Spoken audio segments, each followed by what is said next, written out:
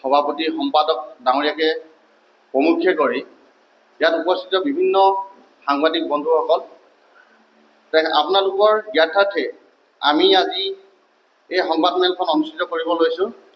সংবাদমেলৰ মূল বিষয়টো হৈছে আমি বহুত ধৰণৰ ৰাস্তা বা হাইৱেবিলাক দেখি আহিছোঁ আৰু এই কালুৱালা কোম্পানীৰ অধীনত যি 4 লেনৰ কাম নিৰ্মাণ কাৰ্য চলি আছে, ব্যাপক অনিয়মেৰে চলি আছে। এই ব্যাপক অনিয়মেৰে চলি থকাৰ কাৰণে আমাৰ বহুত জেগাত আমি দৃষ্টিগোচৰ কৰিছোঁ। আমাৰ ধেমাজি জিলাৰ চুতীয়া ছাত্ৰ সন্থাই বিভিন্ন ধৰণেৰে আমি ভাই-ভেলি অভিযোগো তেখেতলোকক কৰিছোঁ। তেখেতলোকে কিন্তু আমাৰ কথাত কোনো ধৰণৰ গুৰুত্ব দিয়া নাই। সেয়েহে আমি যোৱা ইংৰাজী 14 মে তাৰিখে ধেমাজি জিলা আয়ুক্ত মহোদয়ক এখন আবেদন আৰু ফটো সহকাৰে তেখেতলোকৰ অনিয়মৰ কাম কাজবিলাক আমি দেখাই দিছিলোঁ আৰু তেখেতলোকে কি কৰিছে, আমাক তদন্ত কৰিম বুলি কৈ পেলাই তেখেতলোকে তদন্তৰ কোনো কৰা ব্যৱস্থা লোৱা নাই আৰু তদন্ত কৰা আমি দেখা নাই। আৰু সেই মৰ্মে আমি 21/5/2024 তাৰিখে পুনৰ এখন স্মাৰকপত্ৰ মুখ্যমন্ত্ৰী ডাঙৰীয়ালৈ দিছিলোঁ, প্ৰেৰণ কৰিছিলোঁ। তেখেতৰ এই স্মাৰকপত্ৰৰ ওপৰত ভিত্তি কৰি আমাৰ এই তদন্তৰ কোনো ব্যৱস্থা লোৱা নাই। আমাৰ আয়ুক্ত মহোদয় হওক বা ধেমাজি প্ৰশাসনৰ যিসকল বিষয়ববীয়া আছে ইয়াত তদন্ত কৰি থকা, তেখেতলোকে কিন্তু আজিলৈকে কোনো ধৰণৰ এই ৰাস্তাটোৰ ওপৰত তদন্ত ব্যৱস্থা ঘোষণা কৰা নাই তেখেতলোকে, আৰু কৰাও নাই। আৰু সেইকাৰণে আমি 10 তাৰিখে চিলাপথাৰ নগৰৰ মাজমজিয়াত আমি অৱস্থান ধৰ্মঘট অনুষ্ঠান এটা পালন কৰিব লগা বাধ্য হৈছোঁ দুঘণ্টীয়া। আৰু সেই অৱস্থান ধৰ্মঘট অনুষ্ঠানৰ দিনা আমাৰ আয়ুক্ত মহোদয়ে আমাক এখন আবেদন সহকাৰে জনাইছিল, তেখেতে সেই 5জনীয়া এখন কমিটি গঠন কৰি দিছিল। সেই কমিটিখনৰ মৰ্মে তেখেতলোকে তদন্ত কৰিম বুলি আমাক আশ্বাস দিছিল আৰু তদন্তৰ ৰিপৰ্ট কি পাব তেখেতে আমাক 18 জুলাই তাৰিখে আমাক জনাম বুলি তেখেতলোকে কৈছিল। কিন্তু 18 তাৰিখ পৰ্যন্ত আমাক কোনো ধৰণৰ তেখেতলোকে তদন্ত হ'ল নে নাই বা তদন্তৰ বিষয়টো কিমান আগবাঢ়িছে একো অৱগত নকৰাত আমি 19 তাৰিখে চিচিবঙা ৰাজচক্ৰৰ চক্ৰ বিষয়া মহোদয়ক আমি প্ৰত্যক্ষভাৱে সাক্ষাৎ কৰিছিলোঁ। প্ৰত্যক্ষভাৱে সাক্ষাৎ কৰোঁতে তেখেতে আমাক এটাই কৈছে, আজি পৰ্যন্ত কিন্তু এই ৰাস্তাটোৰ ওপৰত কোনো ধৰণৰ তদন্তৰ কাম আগবঢ়া নাই। আমি কাৰণ কিয় আগবঢ়া নাই বুলি আমি সোধোতে তেখেতে আমাক কৈছিল যে এতিয়া বানপানীৰ সময় আৰু ক'ৰবাত বোলে তেখেতলোকৰ বোলে গৰু মৰিছে, সেইকাৰণে বোলে আমাৰ বিষয়াসকল তেখেতলোকৰ এই কাম কাজত ব্যস্ত হৈ আছে, আপোনালোকক আমি তদন্ত কৰিবলৈ আমি সময় পোৱা নাই। যিহেতু আমি এটা সম্পদ ৰক্ষা স্বাৰ্থৰ আমি জাতীয় দল হিচাপে আমাৰ এটা দায়িত্ব আৰু কৰ্তব্য আছে। আমি কেনেকৈ আমাৰ সম্পদসমূহ ভালদৰে আমি প্ৰতিষ্ঠা কৰিব পাৰোঁ আৰু এই প্ৰতিষ্ঠাৰ জৰিয়তে ৰাইজে আমাৰ সকাহ পাওক, সেই উদ্দেশ্যেহে আমি আজি যোৱা 14 মে তাৰিখৰ পৰা আমি অহৰহে আমি কষ্ট কৰি পেলাই বিভিন্ন আবেদন স্মাৰকপত্ৰ হোৱা আমি ধেমাজি প্ৰশাসনক অৱগত কৰি আহিছোঁ। তথাপিতো আমাৰ কোনো ধৰণৰ আমাৰ কথাত তেখেতলোকৰ কাণ সাৰ নাই। তেখেতলোকে নিজৰ স্বাৰ্থৰ কাৰণে নিজৰ যি মই মতালি মতে তেখেতলোকে আমাক কোনো ধৰণৰ গুৰুত্ব প্ৰদান কৰিব বিচৰা নাই। আৰু তেখেতলোকে এজন ধেমাজি জিলাৰ আয়ুক্ত মহোদয় এখন 5জনীয়া কমিটি বনাই দিওঁতেও তেখেতলোকে তদন্ত কৰিব যোৱা নাই। নহ'লে আমাৰ জিলাখনৰ যিজন মেইন মুৰব্বী, যে প্ৰশাসনৰ মুৰব্বী আয়ুক্ত মহোদয়ে গঠন কৰি দিয়া 5জনীয়া কমিটিয়ে যদি এই কামটোৰ ওপৰত তদন্ত নকৰে, নহ'লে জিলা প্ৰশাসনৰ আয়ুক্ত মহোদয়ৰ কাম কি আছে? তেখেতৰ তাৰ ভূমিকা কি? অনিয়মেৰে কাম চলি আছে, আমি অভিযোগ দিছোঁ। তেখেতে এখন কমিটি বনাই দিয়াৰ পিছত এই তেখেতলোকৰ কমিটিখনে তেখেতক তদন্তৰ ৰিপৰ্ট দিয়া নাই আজিলৈকে। তাতকৈ আৰু লাজৰ কথা একো নাই। আৰু ইয়াৰ তেখেতলোকৰ থ্ৰুৱেদি আমি এটাই কথা জানিব পাৰিছোঁ, ধেমাজি প্ৰশাসনে এই আমাৰ যিকোনো ৰাজহুৱা বা ৰাইজক বুঢ়া আঙুলি দেখাই আপোনালোকে কাম কৰি গৈছে বুলি আমি ধৰি ল'ব পাৰিছোঁ। গতিকে আমি আজি এই সংবাদমেলৰ অনুষ্ঠানৰ জৰিয়তে ধেমাজি প্ৰশাসনক এবাৰ সকীয়াই দিব বিচাৰিছোঁ, আগন্তুক 1 সপ্তাহৰ ভিতৰত যদি এই কোলাজান তিনিআলিৰ পৰা জোনাইলৈকে যি 4 লেনযুক্ত কামৰ নিৰ্মাণ কাৰ্য চলি আছে, অনিয়মেৰে চলি আছে, অতি নিম্ন মানদণ্ডৰে চলি আছে, সেই কামৰ তদন্ত যদি অহা 1 সপ্তাহৰ ভিতৰত তেখেতলোকে নকৰে, তেনেহ'লে আমাৰ সদৌ ধেমাজি জিলা চুতীয়া ছাত্ৰ সন্থাৰ তৰফৰ পৰা নেক্সট 1 সপ্তাহৰ ভিতৰত আমি পথ অৱৰোধ কাৰ্যসূচীকে আৰম্ভ কৰি আমি বিভিন্ন ধৰণৰ প্ৰতিবাদী কাৰ্যসূচী ল'বলৈ বাধ্য হ'ম। এয়া আমাৰ লাজ সকিয়নি। ধেমাজি প্ৰশাসনক আমাৰ তৰফৰ পৰা লাজ সকিয়াই দিছোঁ। আগন্তুক এসপ্তাহৰ ভিতৰত তেখেতলোকে যদি ইয়াৰ তদন্ত যদি নকৰে, আমি জংকী আন্দোলন আমি গঢ়ি তুলিবলৈ বাধ্য হ'ম। কিয়নো তেখেতলোকে আমি বাৰম্বাৰ অনুৰোধ কৰি অহাৰ স্বত্তেও তেখেতলোকে আমাৰ আবেদন, আমাৰ স্মাৰকপত্ৰ, আমি জনাই অহা অভিযোগসমূহ ভৰিৰে মোহাৰি পেলাইছে। আৰু ইয়াৰ জৰিয়তে আমি আমাৰ জোনাই সমষ্টিৰ বিধায়ক ডাঙৰীয়াক আমি ক'ব বিচাৰিছোঁ, তেখেত এজন বহুত দক্ষ বিধায়ক। তেখেতে আমাৰ জোনাই সমষ্টিটোৰ কাৰণে বহুত অহৰহ চেষ্টা কৰি আহিছে, কষ্টৰে বহুতখিনি কাম কৰি আহিছে, আমি দেখা পাইছোঁ। তেখেতৰ থ্ৰুৱেদি আমি তেখেতক আমি অনুৰোধ কৰিছোঁ, তেখেতে যাওক, তেখেতে কামখিনি চাওক, তেখেতৰ বিভাগীয় মন্ত্ৰী কোন আছে তেখেতে জনাওক। আমি লোকেল বিধায়ক হিচাপে আমি ভুৱন পেগু ডাঙৰীয়াক অনুৰোধ জনাইছোঁ শেষৰবাৰৰ কাৰণে, বিধায়ক মহোদয়ে গৈ পেলাই কামখিনি তেখেতে নিজৰ নেতৃত্বত চাওক। আমাৰ ধেমাজি প্ৰশাসনৰ ওপৰত বিশ্বাস নাই, কিয়নো তেখেতলোকে ইমান দিনে কোনো তদন্ত কৰা নাই। গতিকেলৈ আমি বিধায়ক ভুৱন পেগু ডাঙৰীয়াৰ থ্ৰুৱেদি আমি বিভাগীয় মন্ত্ৰীলৈ আমি আজি দাবী জনাইছোঁ যে এই তদন্তৰ প্ৰক্ৰিয়া অতি শীঘ্ৰে এসপ্তাহৰ ভিতৰত তেখেতলোকে সম্পূৰ্ণ কৰক, অন্যথা আমি প্ৰতিবাদ কৰিবলৈ বাধ্য হ'ম। আৰু প্ৰতিবাদত যদি আমাৰ যদি কুটাঘাত কিছুমান কাম বা কিছুমান আমাৰ এনেকুৱা ধৰণৰ যদি নঘটিব লগা যদি সংঘাত ঘটে, ইয়াৰ কাৰণে কিন্তু ধেমাজি প্ৰশাসনে দায়ী হ'ব। এয়াই কৈ মই সদৌ ধেমাজি জিলা চুতীয়া ছাত্ৰ সন্থাৰ সাধাৰণ সম্পাদক হৈ মই আপোনালোকক সকলোকে নমস্কাৰ কৰি মুখ্যমন্ত্ৰী ডাঙৰীয়াকো আমি শেষৰবাৰৰ কাৰণে তেখেতক দাবী জনাইছোঁ, অতি শীঘ্ৰে এই কামৰ তদন্ত হ'ব লাগে। বিশেষকৈ কোনবিলাকৰ কামৰ ক্ষেত্ৰত দৃষ্টিগোচৰ হৈছে, অনিয়ম হৈছে আৰু প্ৰশাসনক ইতিমধ্যে কিমানবাৰ বাৰম্বাৰকৈ প্ৰশাসন জনোৱাৰ পিছতো গুৰুত্ব কেনেদৰে পাইছে? আমি যেতিয়া কোলাজান চাৰিআলিৰ পৰা জোনাইলৈকে কিন্তু চাৰিআলি কল্যাণযুক্ত ৰাস্তা বনি আছে, তাত আমি বহুতবাৰ দৃষ্টিগোচৰ কৰিছিলোঁ। আপোনালোকে চাব, সাধাৰণ PWD ৰাস্তা এটা বনাওঁতেই আমাৰ কেঁচা ষ্ট'নটো দিয়া হয়। যিটো নেশ্যনেল হাইৰোড হয় তাত আপোনাৰ কেঁচা ষ্ট'নৰ নামত শূন্য। প্ৰথম কথা আপোনালোকে চাওক, চেন কেবেলেদি সম্পূৰ্ণ মাৰিছে, চেন কেবেল দি ৰুলাৰ মাৰি তাৰ ওপৰত বেলেগ টেপিং কৰিছে। বেলেগ টেপিং এটা চেন কেবেলৰ পৰা মাটিৰ ওপৰত মাৰিলে বেলেগ টেপিং আপোনাৰ নাথাকে। আপোনাৰ নিজে অনুভৱ কৰিব, যিকেইটা ড্ৰেন বনাইছে, ছাইডত বান্ধ দিছে, এতিয়া বাৰিষা হোৱাৰ লগে লগে ভাগি এটা হৈ গৈছে, চুৰমা হৈ গৈছে। আৰু আমি 14 জুনত মে' আছিল, 14 মে'ত আয়ুক্ত বিষয়াক আমি এখন স্মাৰকপত্ৰ দিছিলোঁ। তেখেতে তেতিয়া কৈছে আমি তদন্ত কৰিম বুলি এখন আমাক কথা দিছিল। সেই কথা তেখেতে কোনো মূল্য নিদিলে আমাক। তাৰপিছত আমি আকৌ নেক্সট 18 জুনত আয়ুক্তৰ দ্বাৰাই আমি এখন CMলৈ তেখেতক স্মাৰকপত্ৰ প্ৰেৰণ কৰিছিলোঁ। তেখেতে তেতিয়াও কথা দিছিলে যে তোমালোকক অতি সোনকালে এখন কমিটি কাটি দিম। তাৰপিছত যেতিয়া তেখেতৰ কোন কমিটিয়ে আমাক আয়ুক্তই আমাক নুৰুকালে বা অনুমোদন নিদিলে, তাৰপিছত আমি 10/6 তাৰিখেৰে আমি দুঘণ্টীয়া অৱস্থান ধৰ্মঘট প্ৰগ্ৰেম লৈছিলোঁ। যেতিয়া এই অৱস্থান ধৰ্মঘটত আপোনালোকক তথ্য সহকাৰে ফটো আৰু ভিডিঅ' দিয়াই আমি দিছিলোঁ আৰু সেইমতে আপোনালোকে প্ৰচাৰ কৰিছিলে।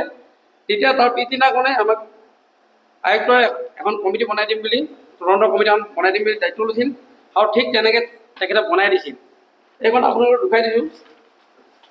এইখন এটা চাওক, স্বয়ং আয়ুক্ত বনাই দিছিল, কিন্তু আয়ুক্তৰ কথা কোনো এজন নুশুনিলে। এই 5জনীয়া কমিটি কৰিব কেনেকৈ? তেখেতলোকে ৰাস্তাটো সম্পূৰ্ণ 100% বৰং। তেখেতলোকে যদি তদন্ত কৰিব আহে তথ্য কি দিব? প্ৰথম কথা, তথ্য তেখেতলোকৰ হাতত নাই, আছে তেখেতলোকৰ সম্পূৰ্ণ ৰং আছে। তেখেতলোকে যদি তথ্য দিবলৈ যায় DC প্ৰশাসনক, তেখেতে দিবগৈ শুদ্ধ ৰাইট দিলে নহ'ব নহয়, ৰাইটটো আমি নামানিম। আৰু তেখেতলোকে আমাক স্পষ্ট লিখি দিব লাগিব যে 100% শুদ্ধ হৈছে, যিটোৰ ইষ্টিমেটৰ মতে কাম হৈছে। এইটো ৰাস্তা আমাৰ সম্পদ, আমাৰ অধিকাৰ। এটা কোম্পানী আহি, বিদেশী কোম্পানী আহি আমাক ধ্বংস কৰি যাব নোৱাৰে। আপোনালোকে নিজে অনুভৱ কৰক, যিটো আজি কোলাজানৰ পৰা বগীবিল ৰাস্তা হৈছিল, আজি কেইবছৰ হ'ল? 5-6 বছৰ ভিতৰত ৰাস্তা শেষ। আজি যদি ডেলিভাৰী এজন লৈ যায়, ৰাস্তা ডেলিভাৰী গুচি যাব। দুকাহ আমি নজৰ দিয়া নাছিলোঁ। এতিয়া সেই নজৰ দিছিলোঁ আমি, এই নজৰ দিওঁতে কোনো আয়ুক্ত বিভাগে আমাক সহায় কৰে চৰকাৰে।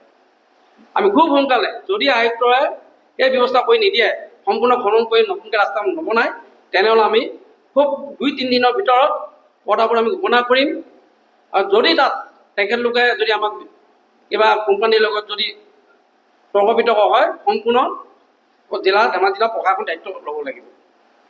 যেতিয়ালৈকে ৰাস্তাটো নাখানে আমি চুতীয়া ছাত্ৰ সন্থাই কেতিয়াও নবহোঁ আৰু বহিবলৈ নাযাওঁ, কাৰণ কেলৈ মোৰ সম্পদ মোৰ অধিকাৰ।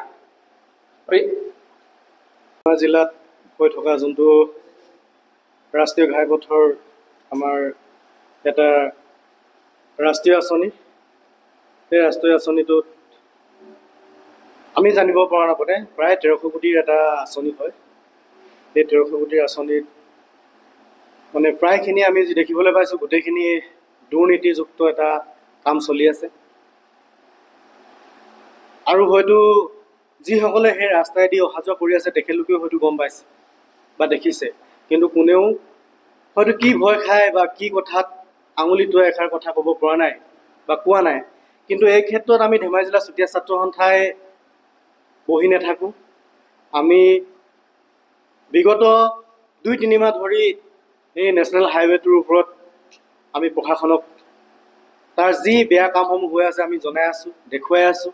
কিন্তু অতি দুৰ্ভাগ্যৰ বিষয়, আমাৰ ধেমাজি জিলাৰ যি জিলা প্ৰশাসন তেখেতলোকে কাৰোবাক ভয় খায়নে, কিবা মিত্ৰালী আছেনে, কি আছে এই কথা আমি ক'ব নোৱাৰোঁ বা নাজানো। কিন্তু তেখেতলোকে যেনেধৰণে আমাৰ যি দাবী আছিলে, আমাৰ যি অভিযোগ আছিলে, সেই অভিযোগৰ যি প্ৰত্যুত্তৰ দিব লাগে সেই প্ৰত্যুত্তৰ আমি পোৱা নাই। যিহেতু ৰাষ্ট্ৰীয় এটা পথ, ই আমাৰ দেশখনৰ এটা সম্পদ বা আমাৰ স্থানীয় আমাৰ ৰাইজৰ এটা সম্পদ, ইয়াক যেনেধৰণে আমি ৰক্ষণাবেক্ষণ দিব লাগে বা যেনেধৰণে তাক নিৰ্মাণ কৰিব লাগে তেনেকুৱা বস্তুখিনি আমি দেখা পোৱা নাই। গতিকে আমাৰ অসমৰ সন্মানীয় মুখ্যমন্ত্ৰী ডাঙৰীয়াই দুৰ্নীতিৰ ক্ষেত্ৰত শূন্য সহনশীলতাৰ কথা কয়। মুখ্যমন্ত্ৰী ডাঙৰীয়াক আমি ধেমাজি জিলা চুতীয়া ছাত্ৰ সন্থাই স্মাৰকপত্ৰ প্ৰদান কৰিছোঁ। এবাৰ নহয়, দুবাৰ প্ৰদান কৰিছোঁ, দুবাৰ নহয় 3বাৰ প্ৰদান কৰিছোঁ। এই 3বাৰ স্মাৰকপত্ৰ প্ৰদান কৰাৰ পিছতো সন্মানীয় মুখ্যমন্ত্ৰী ডাঙৰীয়াই এই নেশ্যনেল হাইৱেটোৰ ওপৰত যি বেয়া কাম হৈ আছে, নিম্নমানৰ কাম হৈ আছে, তাৰ ওপৰত কিন্তু কোনো অনুসন্ধান লোৱা নাই, তাৰ ওপৰত কোনো উচিত বিচাৰ লোৱা নাই। মুখ্যমন্ত্ৰীৰ কথা বাদেই দিছোঁ, আমাৰ স্থানীয় বিধায়ক, আমাৰ সাংসদ ডাঙৰীয়া ইয়াত আছে, সন্মানীয় প্ৰধান বৰুৱা ডাঙৰীয়া, সন্মানীয় ভুৱন পেগু ডাঙৰীয়া, তেখেতলোকে কি এই আলিটোৱেদি অহা যোৱা কৰা নাই? তেখেতলোকে কি দেখা নাই ইয়াত কেনেকুৱা নিম্ন মানদণ্ডৰ কাম হৈ আছে? এই কথাবিলাকে কি বুজায়? এইটো অকল চুতীয়া ছাত্ৰ সন্থাৰ এটা সম্পদ নহয়, ধেমাজি জিলা চুতীয়া ছাত্ৰ সন্থাৰ এটা সম্পদ নহয়, ই সমগ্ৰ ধেমাজি জিলাখনৰ কাৰণে এটা সম্পদ হয়, সমগ্ৰ অসমখনৰ কাৰণে সম্পদ হয়। যিহেতু উপৰোক্ত বক্তাই কৈ গৈছে, বগীবিলৰ পৰা ডিব্ৰুগড়লৈ যোৱা যোনটো নেশ্যনেল হাইৱে যি অৱস্থা হৈ গৈছে বৰ্তমান, আমাৰ কি এই নেশ্যনেল হাইৱেটো সেই অৱস্থা হ'ব নেকি? নিশ্চয় হ'বলৈ গৈ আছে। এনেকুৱা নিম্ন মানদণ্ডৰ যদি কাম কৰে ভৱিষ্যতত এই ৰাস্তাটো তেনেকুৱা ধৰণৰে হ'ব, 100% হ'ব। গতিকে সময় থাকোঁতেই জিলা প্ৰশাসনে ইয়াৰ ওপৰত ব্যৱস্থা ল'ব লাগিব। আমাৰ সন্মানীয় মুখ্যমন্ত্ৰী মহোদয়ে ব্যৱস্থা ল'ব লাগিব। যদি ব্যৱস্থা নলয় তেনেহ'লে ধেমাজি জিলা চুতীয়া ছাত্ৰ সন্থাই এসপ্তাহৰ ভিতৰত পথ অৱৰোধ কাৰ্যসূচী ল'ব আৰু তাৰ লগতে যিসমূহ কাম ইয়াত চলি আছিলে সকলোখিনি কাম কিন্তু বন্ধ কৰিবলৈ ধেমাজি জিলা চুতীয়া ছাত্ৰ সন্থাই হাত সাৱটি বহি নাথাকিব। তেতিয়া যদি কিছুমান আইন বিৰুদ্ধ কাম হয় তাৰ কাৰণে কিন্তু সম্পূৰ্ণ জগৰীয়া ধেমাজি জিলা প্ৰশাসন হ'ব। সেইকাৰণে আমি সকীয়াই দিব বিচাৰিছোঁ, জিলা প্ৰশাসনেই হওক, ৰাজ্যিক প্ৰশাসনেই হওক, আপোনালোকে আমাৰ যি অভিযোগ সেই অভিযোগসমূহ আপোনালোকে চাওক, আপোনালোকে পদাৰ্পণ কৰি ইয়াত অনুসন্ধান কৰক। আমি এনেই আঙুলি টুৱাই থকা নাই, একো নেদেখাকে ইয়াত আঙুলি টকাই থোৱা নাই। যিসমূহ দেখিছোঁ সেইসমূহে আমি ইয়াত আঙুলি টুৱাইছোঁ। গতিকে আমি শেষত পুনৰবাৰ কৈছোঁ, আমি যি দাবী জনাইছোঁ, আমি যি অনুৰোধ জনাইছোঁ, সেইসমূহ জিলা প্ৰশাসনেই হওক, আমাৰ ৰাজ্যিক প্ৰশাসনেই হওক, আপোনালোকে আহি অনুসন্ধান কৰক, উচিত ব্যৱস্থা কৰক। আৰু যি সমিতি ইয়াত বনাই দিছিলে নাম মাত্ৰ, ইয়াত 5জনীয়া এটা সমিতি আমাৰ জিলা প্ৰশাসনে বনাই দিছিলে। Ritu Pallav Baruah SCS ADC Dhemaji, Rajib Sonowal ACS CO Jonai reserve circle, Chinmoy Neog ALRS Koch CC Borgaon reserve circle, Dhemaji territorial building division, তাৰপিছতে আছে Dhemaji district territorial roads division Silapathar. কি হ'ল এই সমিতিখন? কি হ'ল? DC-ক অৱমাননা কৰা হৈছে, উপায়ুক্ত মহোদয়ক অৱমাননা কৰা হৈছে। তেখেতে আমাৰ কথা শুনি, আমাৰ অভিযোগ শুনি যি সমিতি বনাই দিলে, সেই সমিতিখনে আজি ইমান দিন ধৰি কিয় একো প্ৰতিবেদন দিব নোৱাৰিলে? কিবা হলা পিটিকা আছে নেকি ইয়াত? কিবা তেনেকুৱা ধৰণৰ কথা আছে নেকি? এইবোৰ নচলিব। ধেমাজি জিলা চুতীয়া ছাত্ৰ সন্থাই এইবিলাক হাত সাৱটি বহি থকা মানুহ নহয়। ধেমাজি জিলা চুতীয়া ছাত্ৰ সন্থাই ইয়াৰ উচিত সমাধান বিচাৰিছে, ইয়াৰ উচিত সমাধান দিব লাগিব আমাক। আৰু যদি আমি সমাধান নাপাওঁ, আমি ইতিমধ্যে কৈ গ'লো, আৰু সেইসমূহ কাৰ্যসূচী আমি খুব শীঘ্ৰে আমি ল'ম। ধন্যবাদ। মানে যে আমি ধেমাজি জিলা চুতীয়া ছাত্ৰ সন্থাই যি কালুৱালা কোম্পানীৰ অধীনত কোলাজান তিনিআলিৰ পৰা জোনাইলৈকে যি পথ 4 লেনযুক্ত পথ নিৰ্মাণ কাৰ্যসূচী চলি আছে, সেই নিৰ্মাণ কাৰ্যসূচী যি অনিয়ম, তাৰ বাবে আমি বিগত দুমাহৰ পৰা অবিৰতভাৱে আমি প্ৰশাসনিক ব্যৱস্থাটোক ধেমাজি জিলা প্ৰশাসনিক ব্যৱস্থাক আমি জনাই আহিছোঁ। জনাই অহাৰ পাছতো তেখেতলোকে কোনো ধৰণৰ সহযোগ নকৰাৰ কাৰণে পুনৰবাৰ আজি প্ৰেছ বিবৃতি কাৰ্যসূচীটো ল'বলৈ আমি বাধ্য হৈছোঁ। আৰু আপোনালোকক গোটেই কথাখিনি আমাৰ সতীৰ্থসকলে বিতংকে কৈছেই, কিন্তু মই দুটা কথাই ক'ম। ইয়াত আচলতে কাৰ পৃষ্ঠপোষকতাত আমাৰ এই 4 লেনযুক্ত পথ নিৰ্মাণ হৈ আছে, আমাৰ সন্দেহৰ আওতাত আহিছে। কাৰণ ইমানখিনি দুৰ্নীতি হৈ থকাৰ পাছতো, ইমানবাৰ আমি আবেদন প্ৰতিবেদন কৰাৰ পাছতো বা প্ৰতিবাদী কাৰ্যসূচী লোৱাৰ পাছতো কোনো জিলা প্ৰশাসনে ব্যৱস্থা নোলোৱাত আমাৰ সন্দেহৰ আওতালৈ আহিছে। আৰু যদি সঁচাকৈ এই আমাৰ সম্পদ আৰু এই ৰাস্তাটো বনোৱাৰ ক্ষেত্ৰত কাৰোবাৰ পৃষ্ঠপোষকতাত চলিছে, তেন্তে কিন্তু এই বৰ দুৰ্ভাগ্যজনক কথা। আৰু আমাৰ এইটোও সন্দেহ হৈছে যে ধেমাজি জিলা প্ৰশাসন ইমান দুৰ্বল হৈ পৰিলেনে, যিহেতু এখন কমিটি গঠন কৰি দিয়াৰ পাছতো এই কমিটিখনে কোনো ধৰণৰ ব্যৱস্থা নোলোৱাটো দুৰ্ভাগ্যজনক কথা। আৰু এই কমিটিখনৰ যিকেইজন বিষয়ববীয়া আছে, তেখেতলোকৰ ওচৰলৈ আমি প্ৰত্যক্ষভাৱে যোৱাৰ পাছতো তেখেতলোকে যি টুলুঙা মন্তব্য দি ধেমাজি জিলা চুতীয়া ছাত্ৰ সন্থাক সৰল মন্তব্য দি পিনি তেখেতলোকে নিজৰ গাঁৱৰীয়া চৰিত্ৰ দাঙি ধৰিছে, তাত আমাৰ সম্পূৰ্ণ সন্দেহ কৰিছে কাৰোবাৰ পৃষ্ঠপোষকতাতে আচলতে এই 4 লেনযুক্ত পথ নিৰ্মাণ চলি আছে। গতিকে বিশেষ নকওঁ, যদি অনাগত সময়ত এই পথ নিৰ্মাণ কাৰ্যসূচীত তেখেতলোকে আজি আপোনালোকৰ জৰিয়তে প্ৰেছ বিবৃতিৰ জৰিয়তে যদি ব্যৱস্থা গ্ৰহণ নকৰে, তেন্তে আমি খুব কম দিনৰ ভিতৰত, আমি এসপ্তাহ সময় দিছোঁ, এই এসপ্তাহ পাছতেই আমি পথ অৱৰোধৰ পৰা আৰম্ভ কৰি পিনি বিভিন্ন প্ৰতিবাদী কাৰ্যসূচী ল'বলৈ বাধ্য হ'ম। লগতে যদি ইয়াত অপ্ৰীতিকৰ কিছুমান ঘটনা ঘটে, তেন্তে ধেমাজি জিলা চুতীয়া ছাত্ৰ সন্থাই কিবা ঘটনা ঘটিলে পুনৰাই সোনচাতে ধেমাজি জিলা প্ৰশাসন দায়ী হ'ব। ইয়াকে কৈ আমাৰ সম্ভৱিত